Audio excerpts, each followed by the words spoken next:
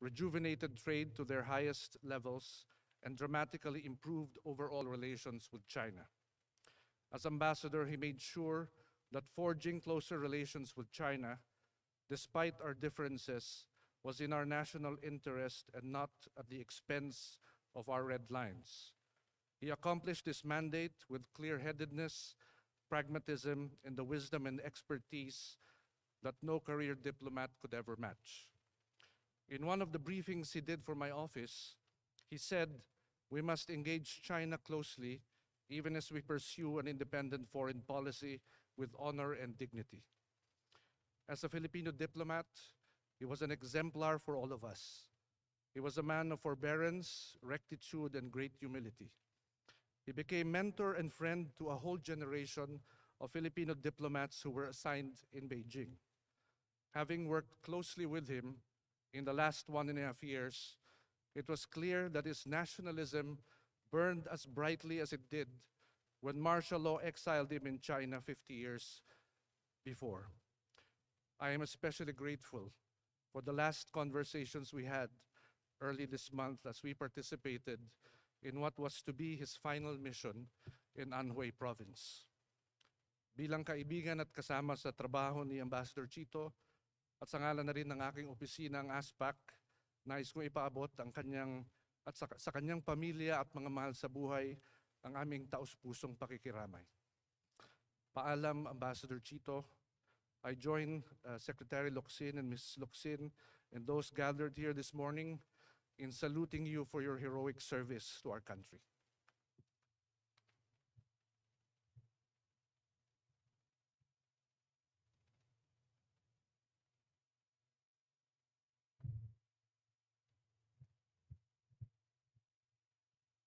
Thank you, Mr. Assistant Secretary. May I now invite everyone's attention to the television screens and in the projection monitor located in front of this venue. The remains of Ambassador Santa Romana arrived at Villamor Air Base on the afternoon of April 27, 2022, and was conferred with arrival honors.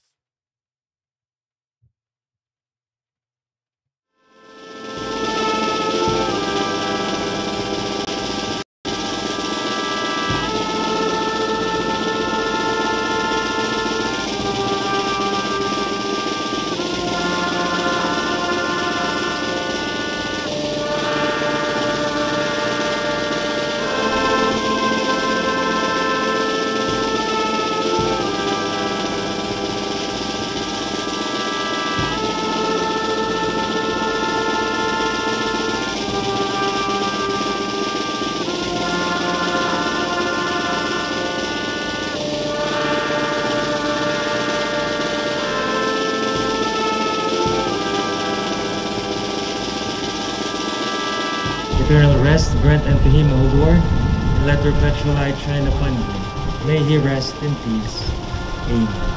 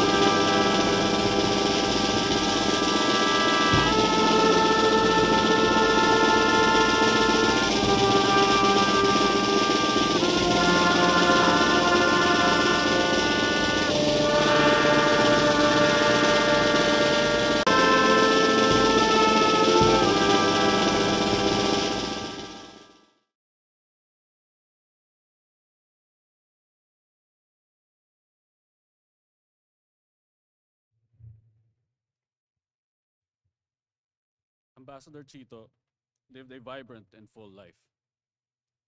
Here among us are his friends and colleagues who shall share with us their stories and treasured memories of Amba Chito. We will begin with our first speaker, Secretary of Foreign Affairs, His Excellency Teodoro L. Locsin Jr.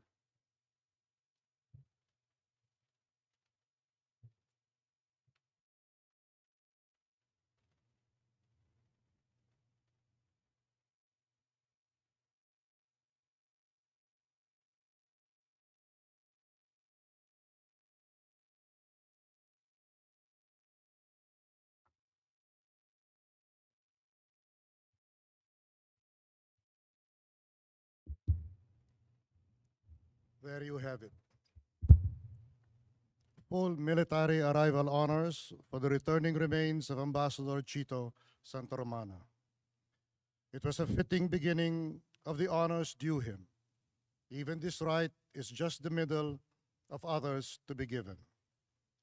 It is the tradition of the Philippine military to honor those who, as soldiers do, dedicate their lives, give the last ounce of talent and courage, and unfailing perseverance in the service of the Filipino, as Chito did from youth to the moment of his last breath. Friends and classmates in his early life know more about that period than those like me who saw him across the marching field, standing out in the rectitude of his posture as a cadet officer without a wrinkle in his uniform, the perfect Christian gentleman. With all his talent and promise, my wife recognized him through the tall glass dividing lobby and driveway at the inauguration of the Cultural Center, where she was a volunteer usherette. Chito and her brother were classmates. He swam regularly in her family home's pool. Yet there he was, through the glass darkly, for it was nightfall, holding up a placard. You can imagine what it said. I was sitting in the presidential box with my aunt to honor my uncle who built it. I was in a tux.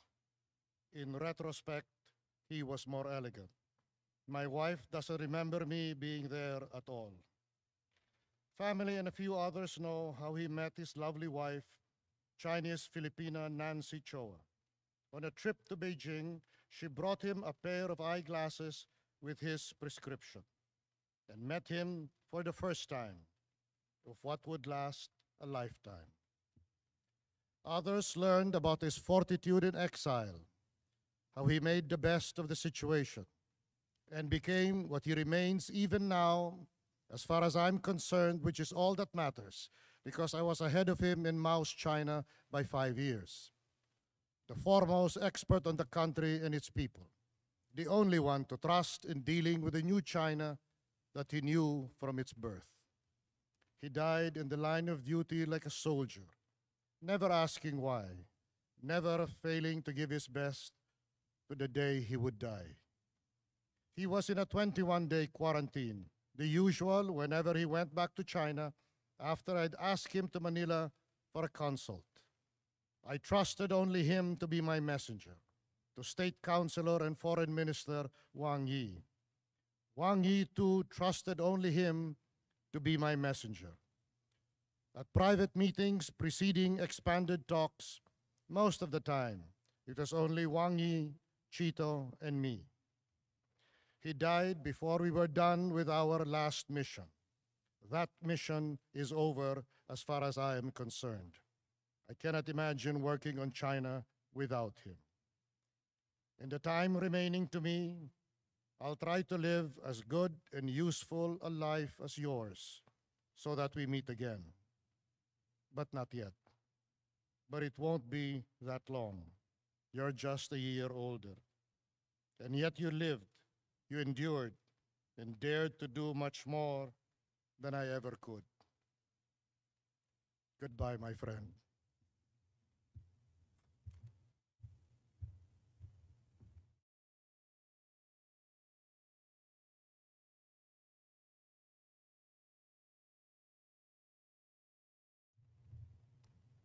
Thank you very much, Secretary Luxin.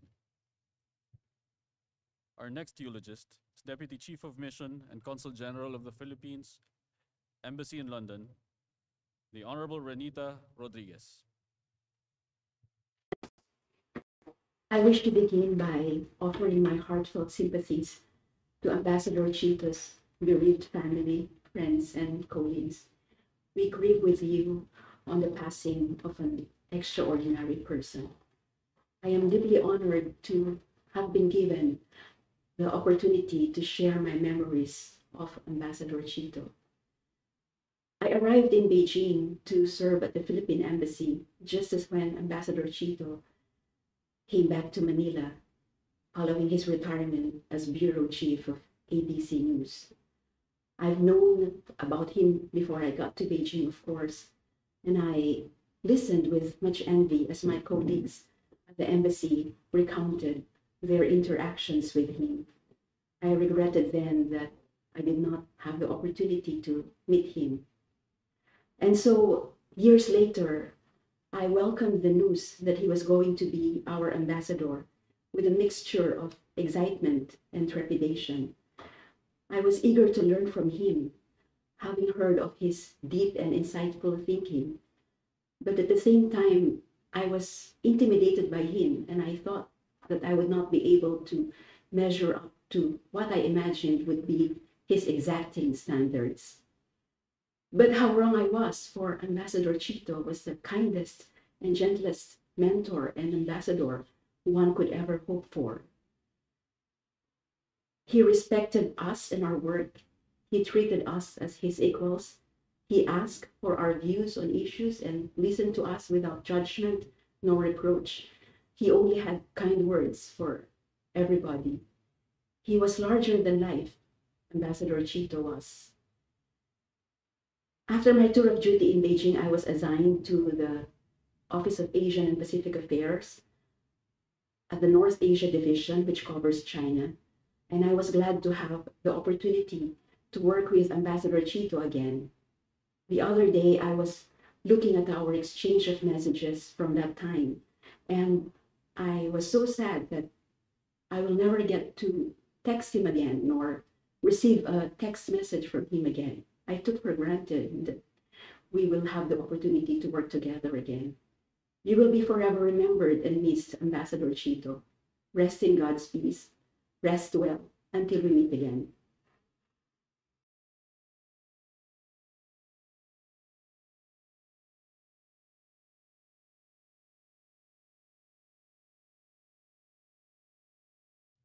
Thank you very much, Consul General Rodriguez. Our next speaker is our current Consul General of the Philippine Embassy in Beijing, the Honorable Dino Oblena. Ambassador Chito was set to end his tour of duty on 30 June 2022. We at the Philippine Embassy in Beijing were already preparing for his send-off and thinking of activities to celebrate his tenure as our ambassador to China.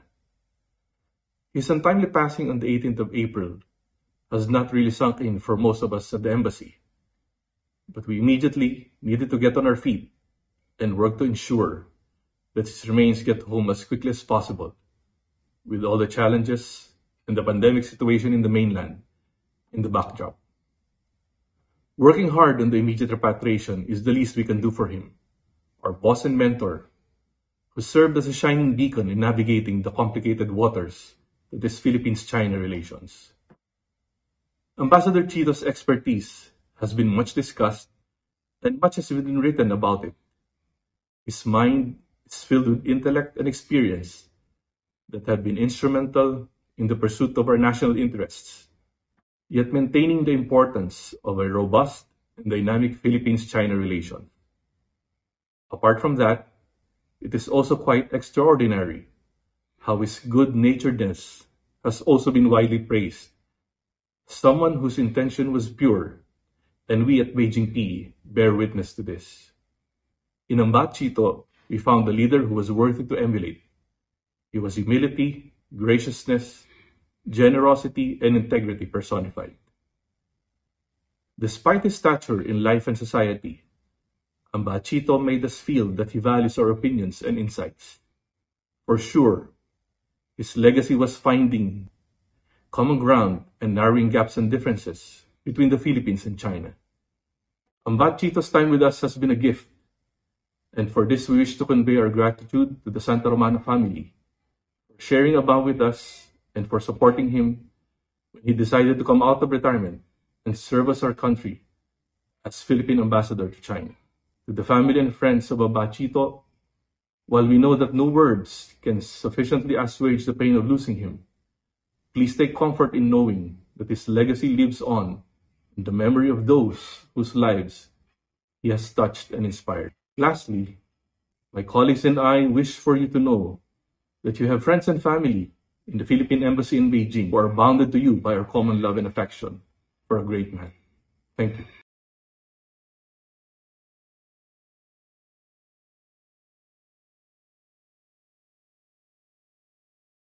Thank you very much, Consul General Oblena. Our fourth speaker is the Philippine Ambassador to Kenya, Her Excellency Marie Charlotte Tang. I wish to offer my deepest condolences to the family of Ambassador Chito on his passing. I consider Ambassador Chito a friend and mentor, having known him since 30 years ago when the DFA sent us to Beijing to study Chinese. Working in China, I valued Chito more. He, together with Jimmy and Eric, were always generous with their friendship and in sharing their time, knowledge, and precious insights. They were the one constant to all the diplomats at the embassy who came and went. When we needed advice, we ran to them. I recall that we would invite them to be resource speakers when we held heads of post consultations in China. Chito always impressed with his deep understanding of the Chinese nation and people. I always felt awkward when they had to leave the room after giving their presentations because the meeting was categorized as confidential and for DFA personnel only. It was thus with great satisfaction that in 2019, at the Global DFA Consultations, or GCHOP, I watched Ambassador Chito give his usual incisive analysis of China. This time, he did not have to leave the room after, but he stayed on to debate and spar, even with SFA himself. He was welcomed by the DFA when he was appointed ambassador in 2016 for his experience and qualifications. But it was evident during the 2019 GCHOP that he was already embraced as one of our own. As our ambassador, Chito remained humble and inclusive. Always with the national interest at heart, he engaged everyone tirelessly. He never shirked from press interviews. No matter how difficult the subject matter was, he would patiently explain, simply and honestly. To his officers and staff, he was kind, gentle, and generous with praises. He even took time to write good reviews on our IPCRF rating forms. Ambassador Chito has served the nation well, and I am truly saddened by his passing. Not only has the nation lost a true China expert, but it has also lost a true patriot. May Ambassador Chito rest in peace.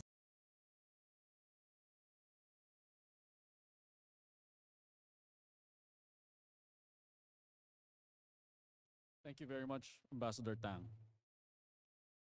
Our next speaker is former Secretary of the Department of Interior and Local Government, the Honorable Rafael Alunan III. Good morning. I'm here to represent the Philippine Council for Foreign Relations.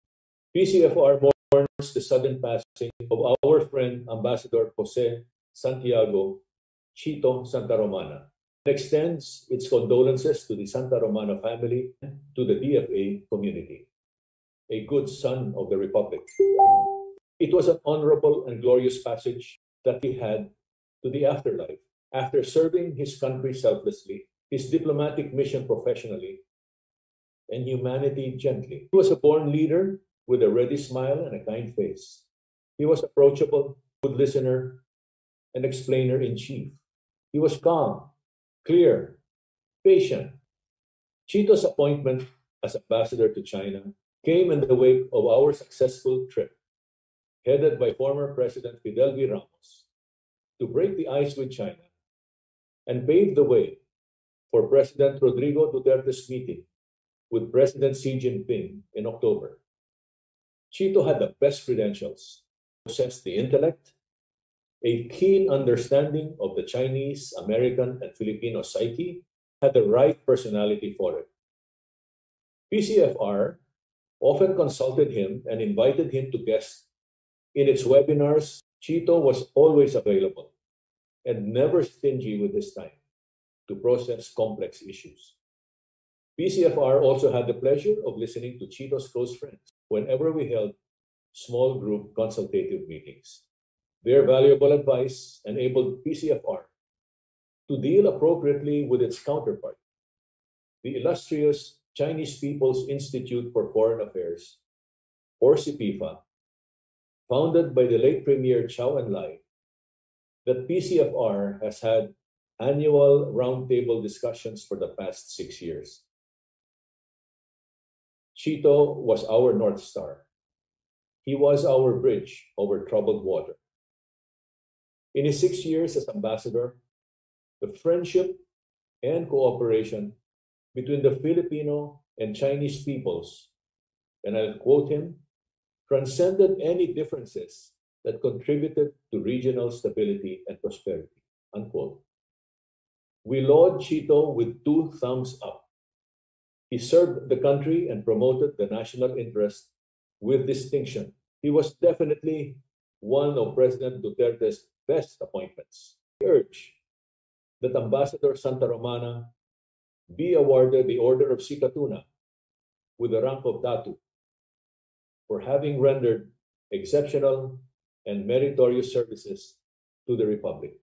Farewell for now, our dear Chito. Rest now in the bosom of our good Lord.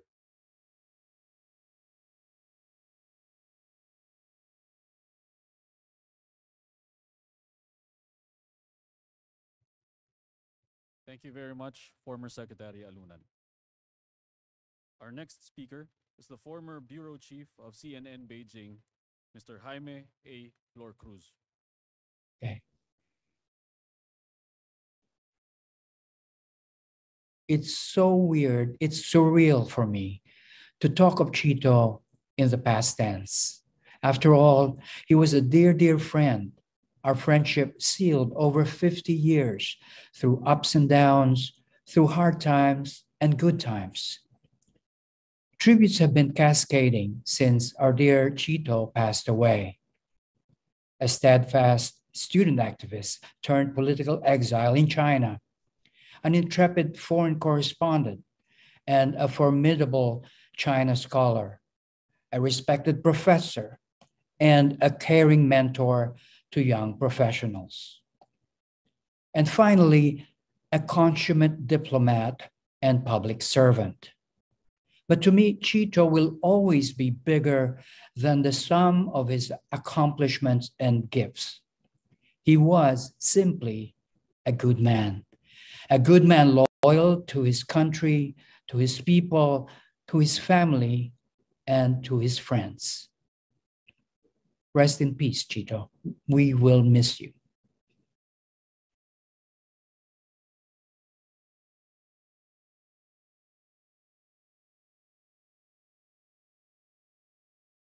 Thank you very much, Mr. Flor Cruz. May I now call on our final eulogist, the founding president and an executive trustee of the Kaisa para sa Kaunlaran, Ms. Teresita Ang C. We mourn our irreparable loss in the sudden demise of Ambassador Chito Santa Romana. He was a friend and a colleague, and our paths crossed in many ways, the 1970s student activism being one of them. In 1986, as consultant to the presidential management staff, he helped us crack a report on the Chinese Filipino community, an incident that had lasting repercussion in the launching of the organization in 1987. It was also in 1987 when Chito was one of the key persons which inspired the formation of PAX. Chito became president of PAX after my term ended. He helped me navigate the churning waters of Philippines-China relations because my term coincided with the wars in the bilateral affairs. It started with the hostage crisis in 2010 and ended with the filing of the case in the International Tribunal. We had many other occasions when we engaged China academics, policy, and opinion makers in productive dialogues and about the Philippines' stand on disputed waters. The briefing papers we provided to our China counterparts became this book I co-edited with Chito. Anti-kidnapping is another encounter. This is a long story, but suffice it to say that Chito and his embassy staff went out of their way to help us. He could have said that the victims were Chinese nationals and the incident happened in Manila, but he knew that the victims refused to come back to Manila to file their statements. 2017 is the most memorable as Kaisa commemorated 600 years of the Sultan of Sulu's visit to Beijing. We had many activities in China then, and Ambassador Chito joined us in these events. Many other Filipinos owed Ambassador Chito a lot. Truly, Chito was the candle that burned itself to give light to others. Ambassador Chito, thank you. We will miss you. 一路走好。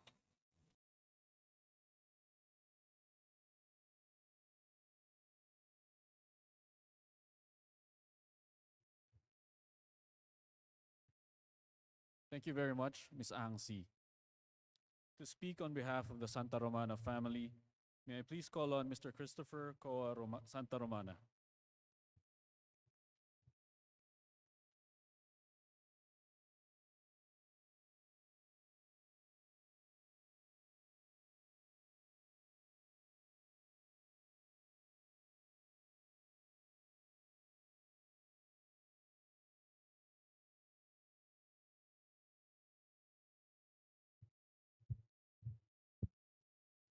Good morning to everyone here today. Our family has given me the privilege of delivering the family response before the Department of Foreign Affairs and the members of the diplomatic community here in attendance. My name is Chris, and I am the younger son of your colleague and fellow diplomat, my dad, Chito. My elder brother is Norman, and he works in Shanghai while I live and work here in Metro Manila at the Bonifacio Global City. It was my brother Norman who acted as a family representative in the city of Huangshan, the place where my dad passed away in a hotel while following quarantine protocols prior to returning to Beijing, after a conference with Secretary Luxin in Huangshan, Anhui, and diplomatic consultations here in Manila. Because Shanghai, where Norman is based, is under strict COVID lockdown, the Philippine diplomatic officials in Beijing, together with Chinese authorities, quickly facilitated his travel to the place of my father's passing. Upon arrival at Huangshan, Norman linked up with the Consul General and other officials from the Philippine Embassy in Beijing, who had arrived there a day ahead. Their joint cooperative efforts resulted in the repatriation of my dad's remains 2 days ago. Those among you who have followed the media coverage of the sudden passing of my dad would have read that in his youth, he was one of the leading campus leaders. Because of that leadership role, my dad was close to the editors of the college newspapers among his contemporaries.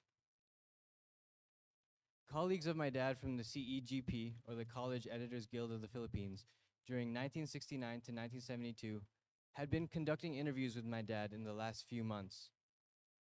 This would form part of the book entitled Serve, which the group is submitting to one of the local university press for review and publication. As part of the interviews and as a finishing touch to the interview, my dad was asked this particular question. What was he most proud of, and how would he like to be remembered? However, as fate and destiny would have it, what follows may be considered the last interview with my dad, because my dad sent his response to the question from China via the social media app Messenger on 15th of April 2022, just 3 days before he passed away. What I will read now are my dad's own words. This was his answer to the interview question, what was he most proud of and how would he like to be remembered? Quote, looking back, it was a rare privilege to serve as the Philippine ambassador to China and contribute to the turnaround and significant improvement in our bilateral relations. There have been numerous milestones and achievements during the course of my diplomatic assignment, but if there is one thing I am proud of, it is this. to have played a frontline role in building a bridge of friendship and cooperation between the Filipino and Chinese people that transcended any differences and contributed to regional stability and prosperity. For after all, what is diplomacy for if not to serve the people and promote the country's interests?" Unquote. In closing then, I would like to express our family's deepest thanks and gratitude to the organizers of this necrological service to honor the memory of my dad. Our family would also like to express our special thanks to Secretary Locsin of the Department of Foreign Affairs and the other colleagues of my dad here in the department for their support and cooperation with my dad while he was the Philippine ambassador to China. The tributes that have poured in the past several days about my dad having been an outstanding diplomat simply underline and emphasize the supportive environment provided to him by the Department of Foreign Affairs. May I end by saying that my dad would be very pleased and honored by your thoughtful and heartfelt gesture of this necrological service, and I thank you all for your kind attention.